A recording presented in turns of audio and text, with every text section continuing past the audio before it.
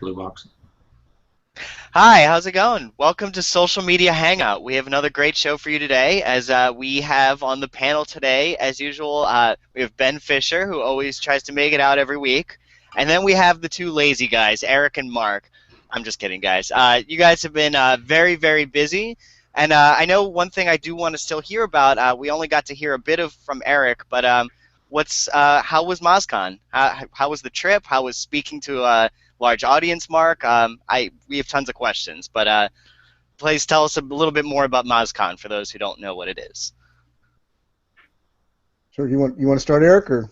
No, you're the guy who spoke, so you start. So let's hear your thoughts, and then I'll add color commentary.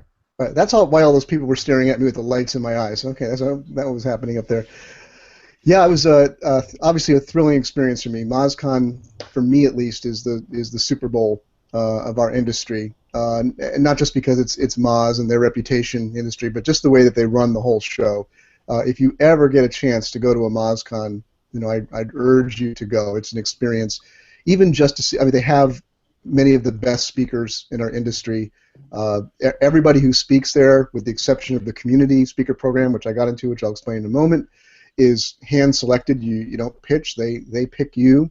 The process that the speakers go through is like none other I've ever seen. The editing of your slides, the editing of your speech, the coaching that they give you is amazing. I mean, everything, and then just the whole presentation. It's top-notch. The audio-visual, everything from beginning to end. The food is great, even just something to say for a conference.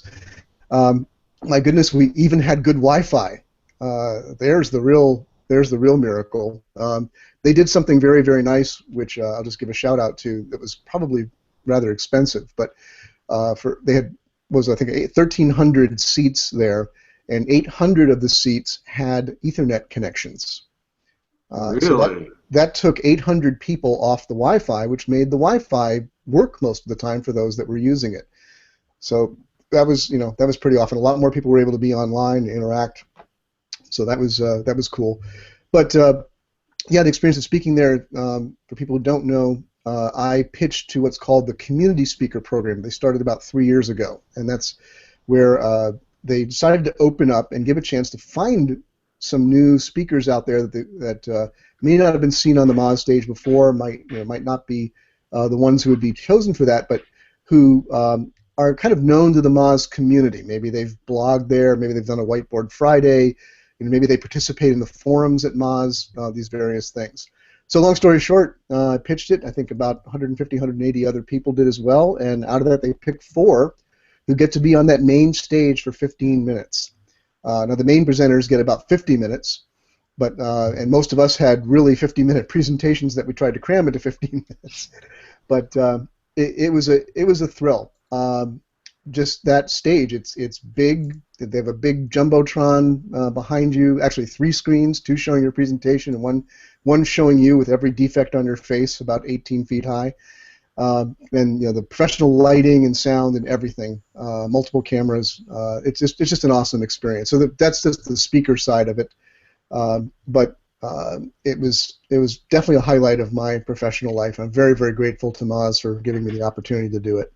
That's awesome. Sound like you had a great time. Just something really quick I want to shout out. Greg Smith says something's wrong with the video. If someone else could perk up in the comments, let us know if that's just him or if everyone's having a problem viewing us. We are live now, so if you can hear this, say something, please. But yeah, so we can continue going on. And Eric, were you down there with Mark as well? Yeah, no, I was. I went to MozCon as well, and I'm first of all, I'm going to second that they did a very, very professional job with everything. It was amazing the extra touches they put in. He mentioned the Ethernet cables at all the tables, which was, I think, brilliant and completely unexpected. If I was at the office, I would show you the Roger robot toy that they gave everybody about that tall. I mean, it was a big sucker. Oh wait, Mark's going to pull it in here. They made 1,300 of these things. Nice. That's awesome. If you can blue screen that for a moment, or I'm talking about yeah. that.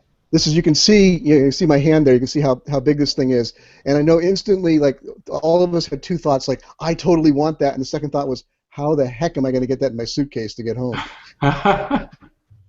Totally. So I wonder how many the TSA confiscated this that week. No, but they gave everybody T-shirts. But I mean, that's it feels like window dressing, but there was those kinds of extra touches in a lot of different ways. And if this is an event that Moz does not try to make a profit on, in fact, they've lost money historically, and I don't know if they actually lost money this year, but to them, it's not really about that. It's about the community, and I think that's one of the things that they do a great job on. So, just expanding upon that a little bit.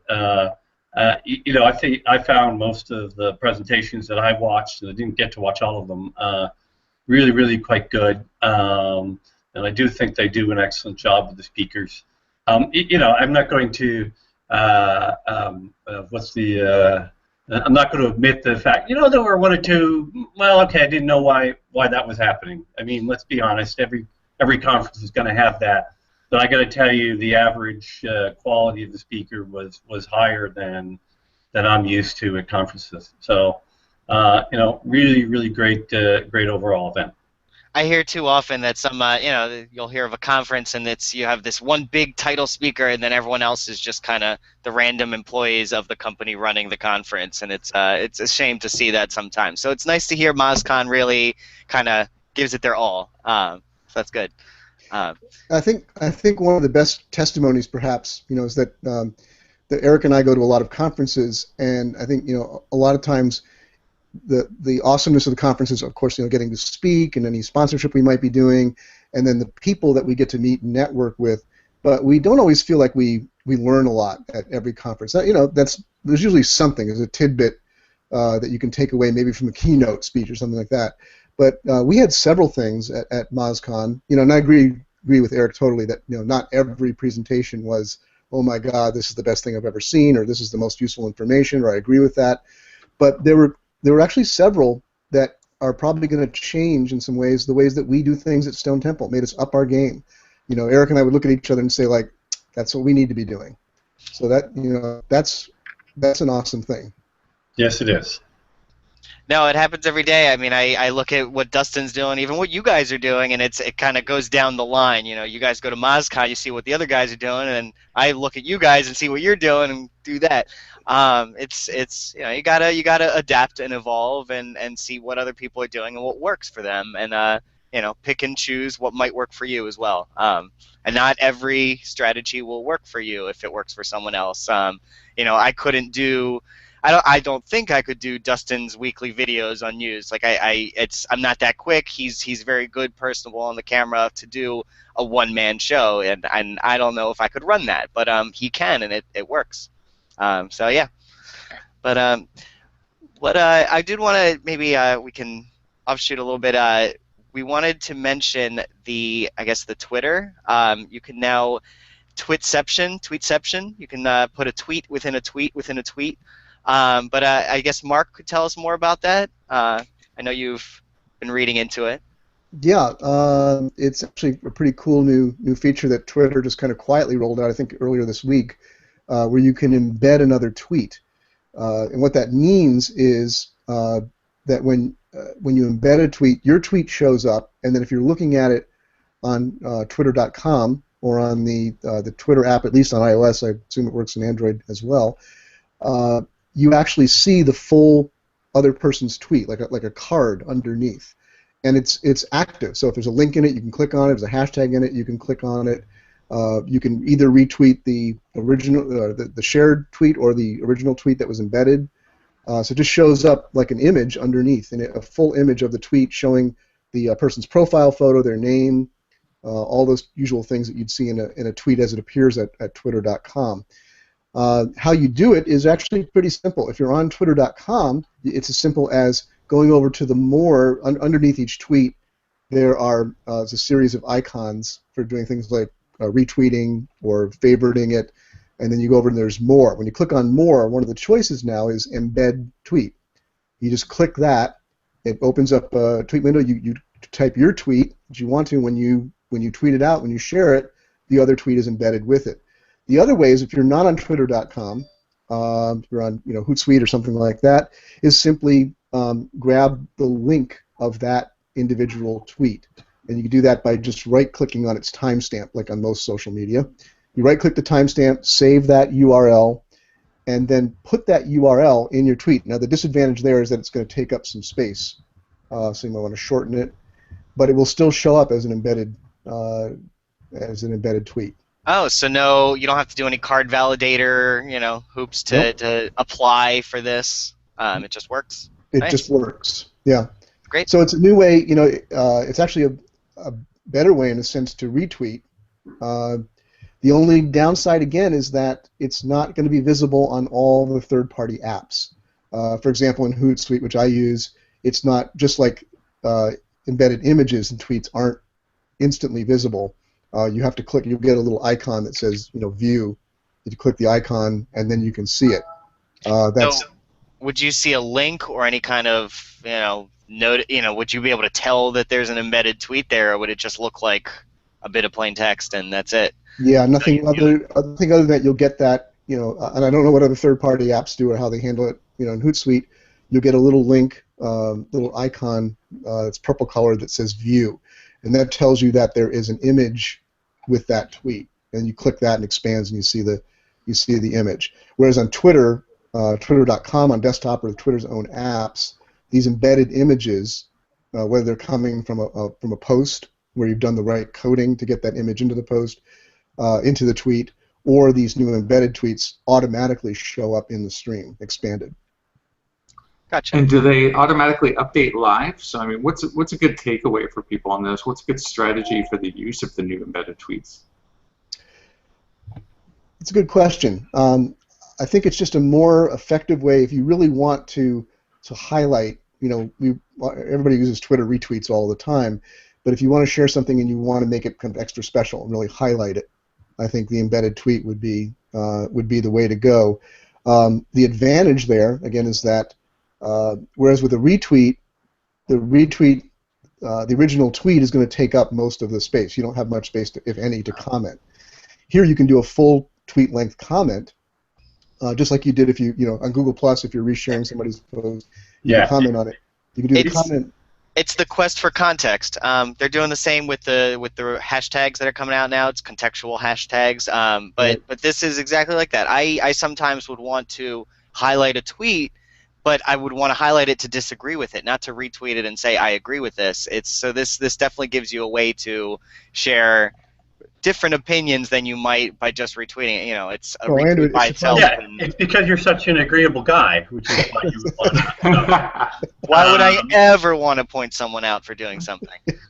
No, but that's a great. Actually, I mean, that's really a great answer right there. Is that it's like you said, the kind of the quest for context.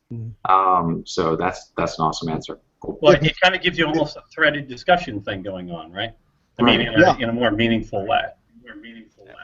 But something that sorry.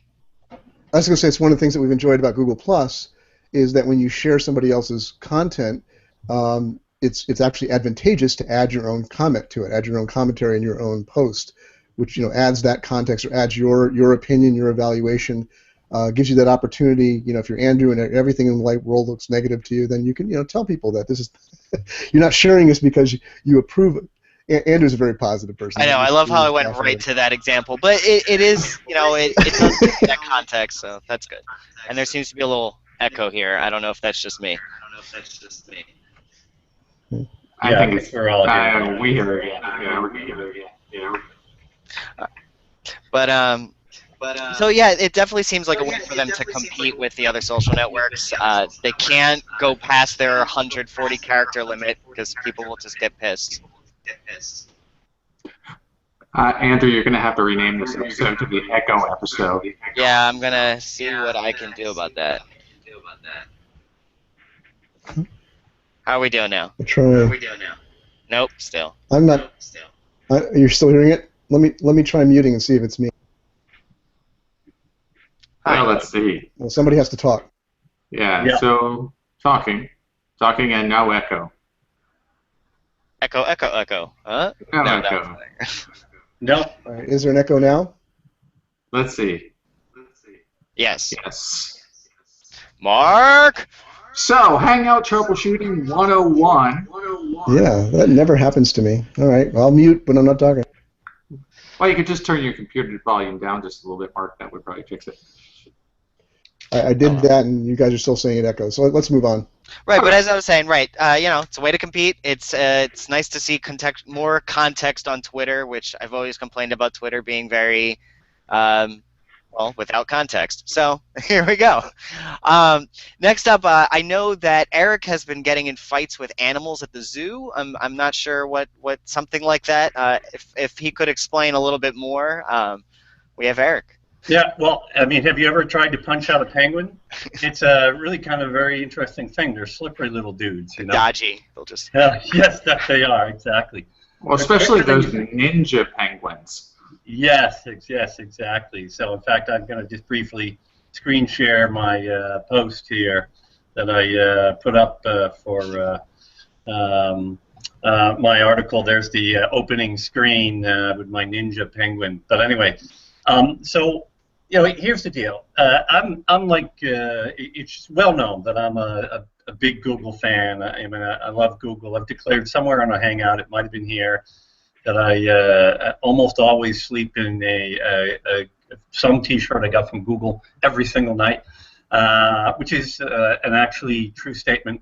So, you know, it's been very, very good to me. But, you know, the Penguin algorithm is a big problem, in my opinion, and it's just not really treating the industry very, very well. And I wrote an article about it on Search Engine Land. But first of all, let me just outline what the problem is. The problem is that if you look at the update history of this, the first release was on April 24th, 2012. Then there was one about a month later, May 25th, 2012. And when I saw that, my reaction to it was, okay, this is going to be like Panda. It's going to update monthly, and you know, something like that. But then we didn't see another one until October 2012. Big gap. Then there wasn't another one until May of 2013. And okay, we go on again in October 2013, and nothing since then. We've not seen any Penguin updates for let's see, it's 10 months now. And I'm sorry, what do the updates mean again? Like, what do you mean by updating Penguin? Well, yeah. Well, thank you. I should clarify that for people who don't know. We'll just start with this. Of course, I know what it means myself. I'm just asking for our audience, of course. Yes, I got that part. But so you know, Penguin is an algorithm that acts on bad links to your site, and it actually penalizes your rankings and takes your traffic down in a significant way. And I actually strongly believe that Google does have the right to police the quality of their service which we call search engine, and they can do that. And they should do things to improve the quality of their results and implement algorithms. But what happens sometimes is they run these algorithms and people, you know, get hit by them. Their rankings get lowered and their traffic gets lowered in a dramatic way. And businesses get hurt, and you know, I dare say a lot of them. Well, I'm really confident that a lot of them deserved it. Maybe even most of them deserve it.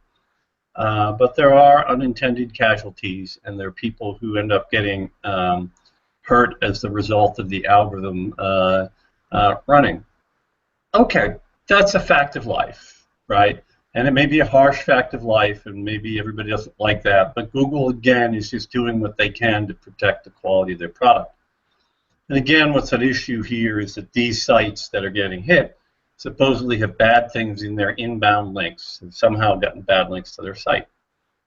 But when you have a very low frequency of updates, we haven't seen a Penguin update in 10 months, it's hard to recover.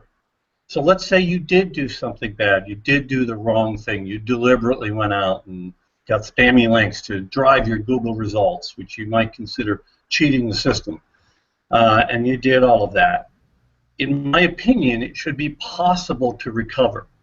It should be possible to do the right things so that you clean up your backlinks, you start doing the things things the way Google wants you to do them, and then Google should let you back up.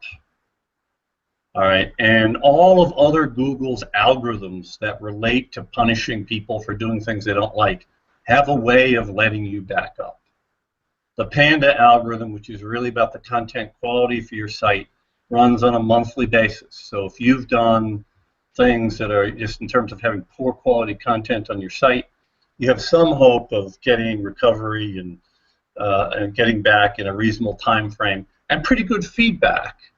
By that I mean you make all the changes you think you're supposed to make, a couple of Panda updates go by and your site doesn't recover, you can adjust and you can make more changes. And because the feedback loop between updates is fairly short, you can get your business back on track. When you have an algorithm like Penguin, let's just say it runs twice a year, even though the last update is 10 months ago, and you try to make the right changes, you try to clean up your link profile, and then they update the algorithm, which is the only time in which you could possibly recover. It's only when they do the updates, is that's the only time you could possibly recover.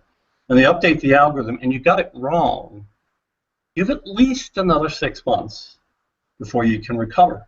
It's very punitive to the businesses that have gotten hit by this. And that's why the title of the article was called something like Google's Punitive Algorithm, Penguin, Google's Punitive Algorithm, and a call to Google to fix it. I think it's really incumbent on Google to do something about this, because there are people who didn't really deserve to get hit by this algorithm. There are people who didn't know better and hired SEO firms who did things that, yes, they probably should have known what they were doing, but they were small businesses and they didn't have the time to do it. There's lots of people that should be allowed a chance to get back up. So, you know, that's why I try to point out those companies that are doing it to these people, because their companies can be destroyed, just destroyed because someone wanted to make a quick paycheck and outsource the work to another company. You know, it's a shame. But we do have some theories from the audience. Lee's theory that perhaps Google's just playing spin the bottle just to keep the SEO companies on the run. well, hi, Lee. Well, no, I actually think there's something else in play here, and thank you for prompting me with the question, Lee.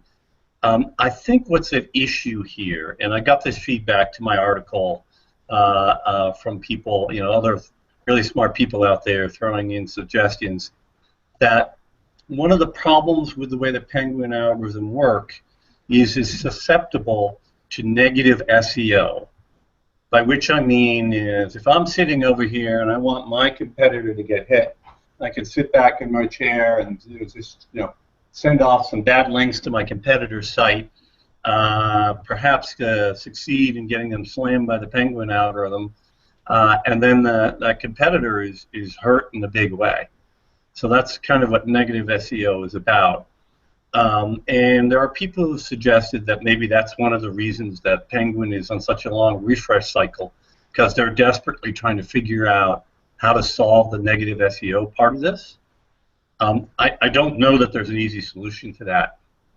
So, Lee, I think it probably more relates to that than it does to you know, playing mind games with us. You know, there's different ways where Google will do some spinning and positioning, which could come under the heading of mind games, but I don't think the specifics of the algorithm, the way this algorithm is executing, is one of those. Great. Just as a quick reminder, I did mention that there is a beta code for Google domains as we're talking about Google, because I also don't want to forget and have it come up to 4 o'clock. So, you know, just to make sure you guys watch the episode and aren't just watching for some free stuff, I'm going to put a circle together of everyone that's watched today, so make sure to check in the comments, and I'll be sending out a message to you guys for, you know, basically how you can win as soon as the show is over. So I will be in touch. You know, I just wanted to say one thing. I mean, because Eric, you just eloquently summed it all up. I mean, obviously, you wrote the article. When I read that article, I mean, I just thought it was great. You know, having been doing SEO since the '90s myself, and one of the reasons that we even started Stay in Demand was to try and help companies, you know, while they're going through a disavow process or trying to clean up their links. But one thing in my experience that I've seen, and why I love the article that you did, is that most companies, when they're in their first 10 years, don't have a large enough war chest to survive the recovery period. So it's actually the Penguin algorithm itself is kind of bad for business in general. Like you were saying, it makes total sense as to why they have it, but not the frequency. I've seen quite a few really good businesses that were trying to do some actual good in the world just completely go out of business because they couldn't last long enough to A, pay somebody overseas to go fix the problem and go through all the bad links and, you know, fix their bad decision to hire a bad SEO, basically, you know, and then wait basically to see if they were going to get out of the trap. You know, so I applaud your article hands down. I really hope somebody listens to it. Yeah, no, thank you, Ben. In fact, the way I finished the article was with the notion that there's a lot of reasons to address this for Google. Certainly to give people a chance to recover is one of them. But personally, I had, in fact, how I opened the article and how I ended it is that one of the things that I always admired is that there was this culture of forgiveness at Google. And that, you know, if you had been doing the wrong thing, you could fix it, and they would give you a second chance, and they would let you grow and prosper again as if nothing had ever happened. And I'm actually personally a survivor of that experience, and committed the past decade of my online experience, in some sense, to you know, paying them back and trying to be a voice for the right way to do things, and you know, building businesses in a clean, organic, and pure way. And so that was a big commitment, emotional and otherwise, for me. But this algorithm doesn't do that. But anyway, having said that, to me, I think Google needs to do this for themselves, because a company's soul matters.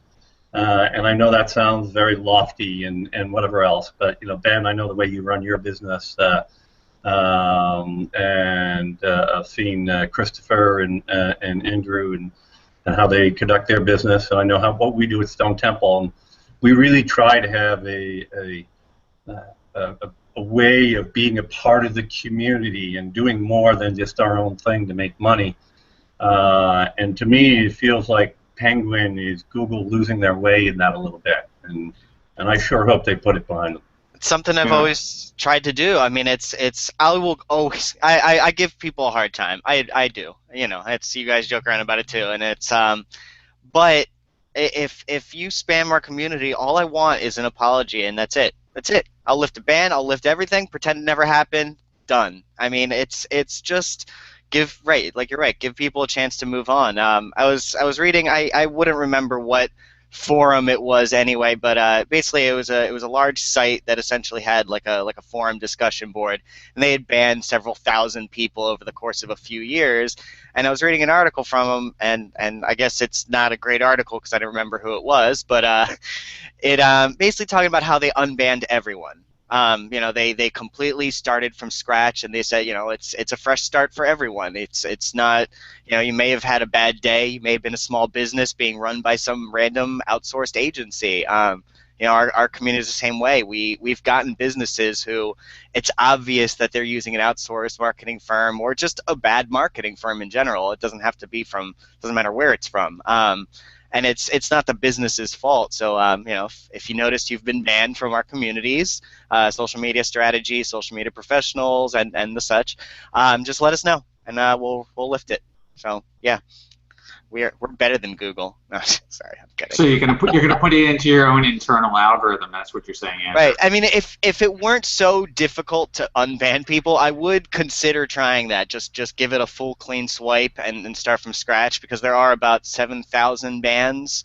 I mean, more, I guess, in all communities combined, but I'd have to click on every single one by one, and that's not going to happen. So we need better community management, Google. Please. Please. But yeah. So, and Mark's back. We want to see if the echo's back with Mark as well. Okay, this is a test of the National Broadcast Echoing System. Huzzah! I'll leave myself unmuted for a while, and people can let us know if they're hearing the echo. I think it's good. Hashtag no echo. Oh, good. Okay. Yeah, something was going bizarre because the sound was getting worse and worse, and then the sound disappeared altogether for me. So that's why I had to drop out and try to restart, but then I didn't have the link. Anyway, got a comment here from Greg Smith. It says, I've been speculating that Google has implemented Penguin into their algorithm the same way they did with Panda.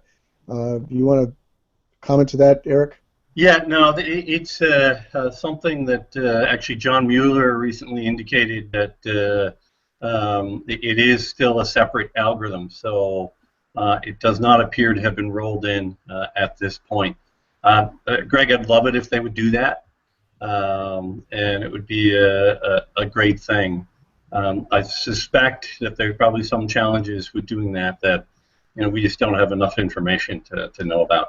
Well, right. So if they implemented Penguin into their algorithm, that would essentially mean the updates are not required, right? It would just update as it goes. You go to Webmaster Tools, update your site, and that's it, right? Or no, actually, the way it happens with Panda is it's like a data refresh happens. So the Panda is in the algorithm per se, and in this case, Penguin would be in the algorithm, but they've only refreshed the database, feeding it on a periodic basis. In the case of Panda, it's monthly. So I suspect it would be similar in Penguin, so that what happens is the Penguin algorithm would do a refresh, and it would be out there. And then meanwhile, in the background, they'd be updating the data, but it's not yet connected to the live algorithm. Okay? And then every month they'd say, okay, data switch, and boom, they'd pop in the new data. But it still would be much better than what we have today.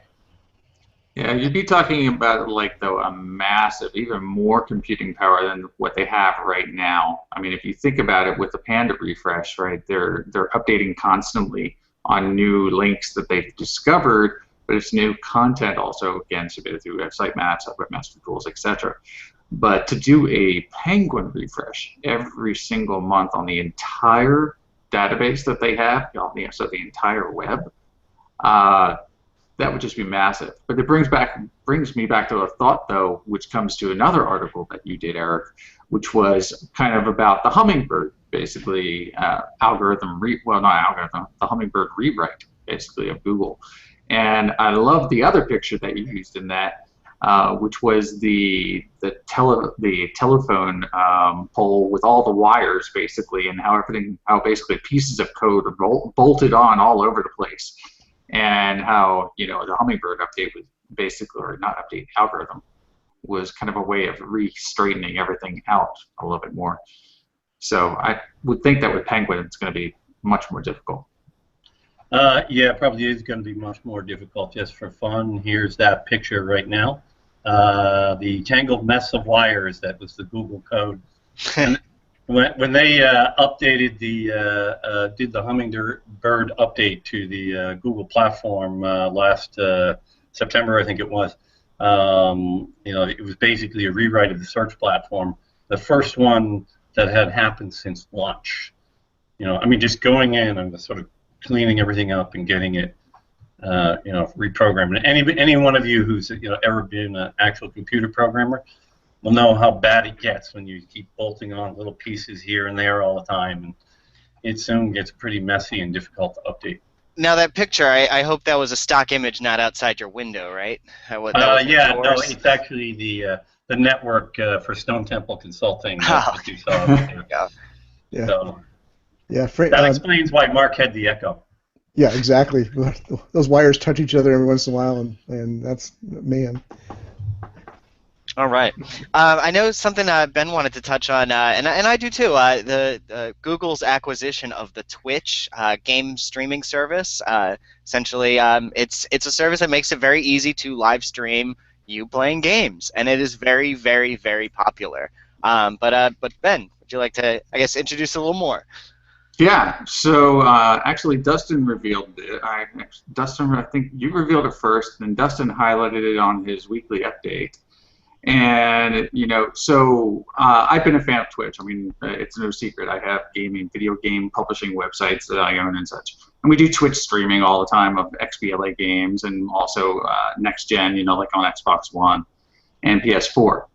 So the cool thing about this is that this is going to bring an entirely new audience, I think, into the Google ecosystem, and that's the gaming industry itself. Which has been very reluctant to even look at Google Plus or even think about Hangouts. They're on Facebook, they are on Skype, and pretty much on the consoles themselves. So, being that they are the largest video game streaming service out there for PC and next-gen consoles, they currently have 50 million active users. Now, that's a far cry from what they started out with back in 2011, which was 3.2 million active users. And also, the really cool thing about it is the acquisition was about $1 billion.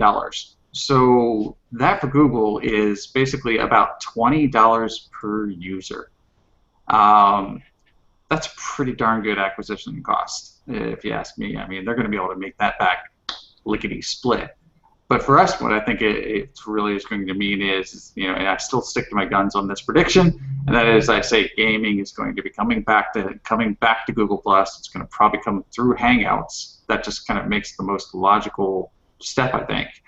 But we're going to get more. This is just another way for Google to touch into a whole different industry, basically, at this point.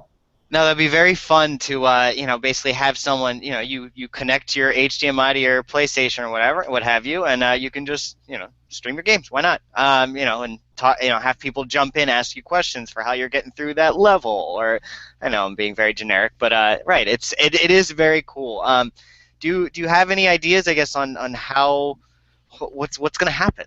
I mean, it's so they acquired it. Now what? Are they just going to put YouTube ads into Twitch, or are they going to, apart from, the Hangout merge? But let's just look back historically and think about some things that are possible, right? So currently, what you have is when you're streaming on Twitch, is they have a little chat window that is over to the right-hand side where people are chatting at the same time as somebody is live streaming. So it would be really easy, I would think, to make that Google Play. You have to have a Google Plus account, basically, to interact with that stream. I'm sure they probably will. Who knows? They might force it down people's throat, but we'll have to see. But integrating your Google Plus, your Google identity, not just forget Google Plus, your Google identity into the Twitch platform, I think that's where there's going to be a lot of power, really. And then you'll be able, of course, share your entire gaming experience right into the G Plus network. What it means from a search or an indexing standpoint, I personally don't think it has anything to do with that. I think it has to do more with just buying another video service, which has a lot of users, and that's going to bring those users. I mean, they're already streaming, because when you stream to Twitch, it streams to YouTube. So it just makes sense. Right. And I guess, it's actually kind of surprising that the gaming industry hasn't come to Google Plus, considering how science and techy we tend to be. I mean, I know there's a lot of marketing here. We kind of have our run of the place, but it's the science communities, the tech communities. They're amazing. I mean, they have some great insights, some great people chatting. And it's not the same 5 tech guys at the tech journals talking about what they love and don't love because they get free stuff every week. It's actual people having discussions about it. It's nice to see. So I'm very welcoming of the gaming audience. I love gaming myself. So yeah, let's see what happens. I guess, do we have anything else we'd like to cover this week? Anything coming up in the world of steady demand, or right? Why did I just blank on? Stone Temple. Yeah, there it is. I needed Mark's screen to come back up. Stone Temple. We're half your hangout today. You better remember us. You're going to talk about. I thought we were going to talk about some things about compartmentalization and breaking out of apps from social. It's been in the news this week. What big item in the news this week is Facebook forcing everyone to use the Mention app or the Messenger app, excuse me. Now, for private messages within Facebook, For a while, there's been this app out called Messenger that you can have, and you can have it separate so that you can do your private messages, your chats, kind of like the Google Hangout app, in a separate app apart from your normal Facebook app. But now, as they announced, they warned long ago, Facebook's reached the point where they are going to make you use that. If you want to do private chats, you're going to have to do it through the Messenger app. But that's a part of a larger discussion that the Twitch fits into. As we see, Hangouts. It's been announced that there's going to be some facility for Hangouts to be happening, and for people to enter Hangouts and use them without having to use their Google Plus profile to do it. Now we're hearing that rumors, it's pretty strong rumors, that Google is going to break out the photo app, the photo capabilities of Google Plus as a separate app, again, that won't necessarily require Google Plus to run. So, that would be a good discussion. Is what do you think about this compartmentalization and breaking free of these social apps? Yeah, no, I think it's an awesome thing, actually, at one level. I know we've already seen the obligatory Google Plus is going to be shot and buried in the backyard. Article, at least one has come out already that I saw. But, what people don't realize is when they say these things, they don't understand the social media environment today. And our friends at Facebook actually demonstrated to us that they get it because when they acquired Instagram, they kept Instagram separate. And what it tells us is that people want to be able to take the piece they want without having to get all the other pieces with it. So people want unbundled solutions for these things. And Google within Google Plus has had the best, or at least one of the best photo sharing environments imaginable, right? And to put that out into a separate, app and allow people to use that separately is a brilliant move. I think it will really help it prosper and grow in a big way. So that's my take on that part of it. And as for Google Plus dying, I mean, okay, there's still hundreds of millions. I don't even want to repeat all the numbers. Hundreds of millions of people. Blah blah blah blah blah blah blah. There's a lot of shit. Oh, sorry, going on here. Nice. I'm getting wound up. Sorry. There's a lot of stuff going on here. You got the identity platform. You get the fact that it's the a lot of people interacting, a great beta testing platform, place to roll out new features, blah blah blah blah blah. Don't worry about it. I always find it interesting, people's fascination with things dying. Everything has to die. Or a lot I've been seeing lately is mobile is overtaking social. Social is dead. Well, I don't see that whatsoever in any which way possible ever happening. They're becoming one. Mobile is social, is mobile, is local, is global. It's just call it the internet. I don't know. It starts to make me wonder if how newspapers and television networks have supposedly have these files where they've already written the obituary of celebrities. I wonder if these major tech outlets, like some of the ones we know and could name, have files where they've written the obituaries of every social network. They've written the obituary of SEO. They've written the obituary of whatever you want to fill in there. What's funny, though, is they don't even wait till they die. They just wait for one rumor, and they go, it's dead, dead. Exactly. But Pinterest is dead. but to the core point of this, right, one thing that I think we've all said is look, first of all, Google Plus is Google. That's number one. Just take the word Google Plus out of this, and let's just call it Google from now on. That's the first thing. Second thing is at the beginning, or I think actually at the end of last year, the statement from Google was there are going to be massive enhancements and changes coming to Photos and Hangouts. And that's what we're kind of seeing come to fruition right now. Is the breaking off into apps. That just makes sense. And that's why the Google Plus team went to Android. That's well, yeah, there you go. Right, yeah, that rumor. Yeah. But so it's 3 people now cranking out all these marvelous updates that we're seeing. But let's look at facts and let's look at history. okay, when Buzz was around. Buzz was not even really claimed to be a great social network. It was kind of more of a social experiment, but a collaborative environment.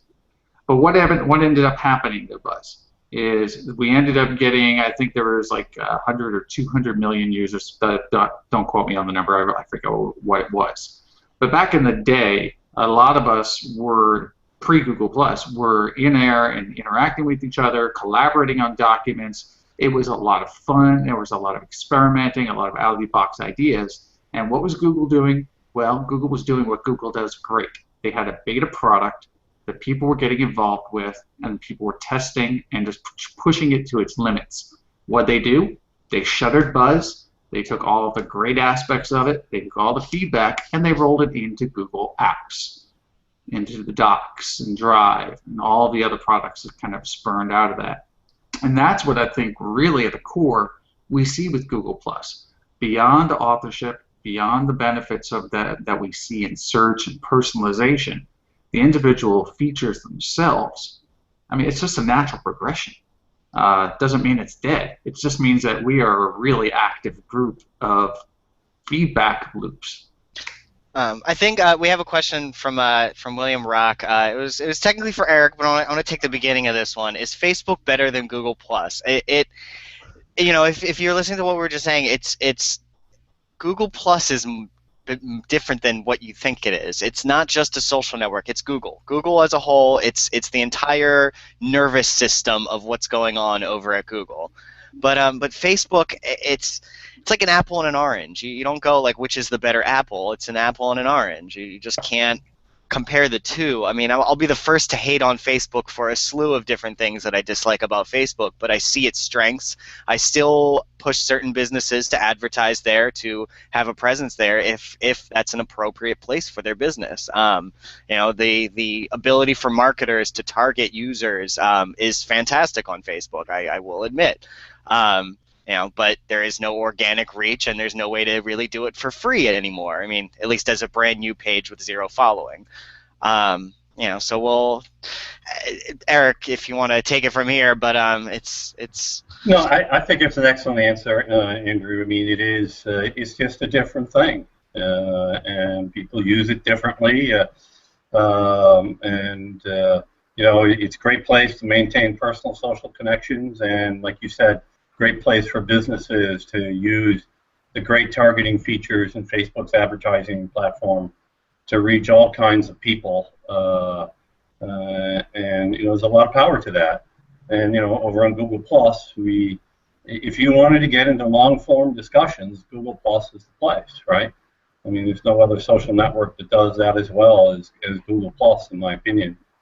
So something I think. Oh, sorry. I was going to say, I think one area where I always feel like I need to give Facebook kudos, although sometimes it's the very thing that we love to hate about it, is it was a very brash experiment, and to some extent they pulled it off. You know, can we create the network where everybody needs to be, where everybody, you know, the default network where everybody connects, and then also a network that operates as a world unto itself, that doesn't depend on much outside of itself, and is self-sustaining. Therefore, you know, the hope is obviously keeping all or most of the revenue within that network. In a sense, building, and many people have said this, you know, Facebook is kind of an attempt to build an alternate web. It's, you know, it's what AOL once was for many of us older people. You know, it's like, you know, that we used to think, you know, AOL, that is the internet. You know, that's chat rooms. Yeah, it had everything, right? Well, that's what, you know, many people think of Facebook as. So that's where, you know, I got to give them kudos, is that you know, they've pulled off so far a pretty brash experiment, and they've pushed many of the limits on what a social network could be, what it could do.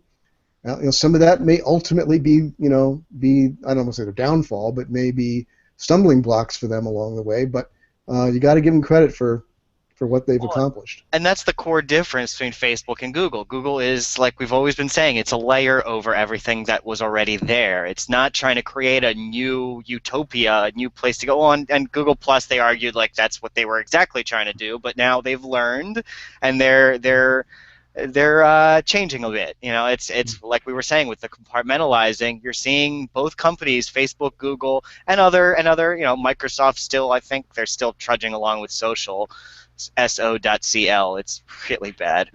But they're all trying to now make these acquisitions of these little firms with big user bases that are little side offshoots, and they're going to keep going in different directions, and we'll see. By the way, you heard it here first. Lee Rickler has now predicted the death of oranges. So. Yep. Yeah, thank you, Lee. That's a great prediction. But actually, I'd like to just comment briefly on Google and social media initiatives, because Google has taken a lot of heat over the years for having missed the social media boat or something like that, and maybe this is the hole that Microsoft eventually missed something big, right, in terms of search engines, and they're still scrambling to catch up and all that. But I think it's interesting, once to use Ben's phrase, let's review the facts. Okay, fact number one. Well, YouTube. Oh, wait, that's a social platform. Yeah, world's most dominant video sharing site. I guess they're doing pretty well with that one. And then you've got Hangouts on Air, which is going to be independently available. Well, it's the only credible platform I know about for live video broadcasting out there, and it looks like they're going to do some things to try to goose the viewership of those and make that a bigger platform, because it's, in spite of all of its idiosyncrasies, it is an awesome platform. Now you have this rumored Google Plus Photos app, which everybody, they're so busy talking about separating from the core Google Plus platform, but it looks like it's going to be an awesome app. And then you have the hundreds of millions of users here on Google Plus. I think Google's doing pretty well in social, personally. Yep. And Elaine or Eileen, I'm not sure. Eileen Smith or Elaine Smith. I feel bad. How are Facebook and Google similar? That's the real question, she thinks. It's like we were saying, the way they're similar is they both have people that like to share stuff. But apart from that, it's the ideas are different. I think there's a core methodology about the internet that I think they're at differing ends of. Whereas Google, like we said, Google wants to give us a guide for what's already in place, because Google search engine, they know what's in place. They can give us a great guide for it, and that's the idea of Google Plus, is getting that human element in, not just an algorithm. But Facebook, on the other hand, they wanted to create their own, like Eric said, their own internet, their own, home that essentially everyone goes to, and no matter where you go out to, TechCrunch, or actually I don't read TechCrunch anymore anyway, but that was the first site that popped into my head. You go out to another website, but you always go back home, and that's the concept of Facebook. But that's something that again has been changing, as we're mentioning here. So we'll see how it evolves over the next few years. It's I kind of predicted in my Search Engine Land article back when Vic Gandatra left, and all the Google Plus is dying, or Google's going to kill Google Plus. Rumors were flying around again. In that an article I titled it, Google Plus is not dying, but it will change. And what I said in there was that we're going to see, I think, this year, and I think we're already seeing it, the maturing of how Google is using Google Plus. I think it's accomplished its mission. Google's not going to. I hope I don't offend anybody on this. It's not going to land on an aircraft carrier and put up a banner saying "Mission accomplished." But I think internally, they may be saying that in a sense. Mission accomplished. It's done incredible things for unifying all of Google, for bringing in identity, bringing in people having Google accounts and using them actively on a regular basis, et cetera, et cetera.